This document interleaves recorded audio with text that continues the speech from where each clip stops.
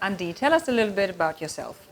Okay, so I've been working in the space industry about 20 years, mostly at a company called Satellite Technology Ltd, SSTL in the UK, specialising in small satellites.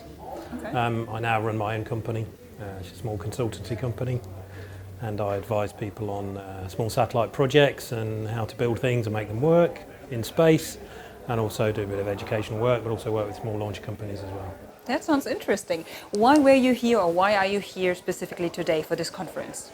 So I was asked to come and sit on a panel to bring, I guess, my experience and some of my expert knowledge to some discussions about future technologies and future trends and how the space industry might change in a technology way. Okay. Was that also the key message, the key information that you wanted to spread with the world today? Spread message to the world.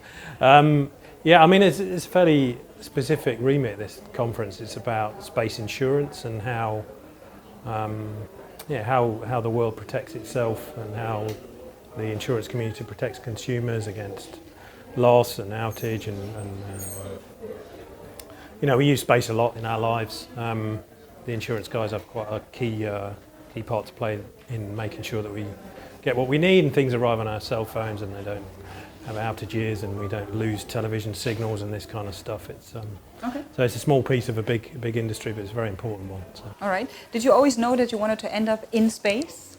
That this would be your industry? Kind of, yeah. I wanted to be a fighter pilot when I was 13 and an astronaut as well. Okay. Up until very recently, the UK didn't have any astronauts, so that wasn't a realistic goal. But yeah, okay. I got very interested in space, and I didn't always do it, but moved into it when I was about 23, 24. So.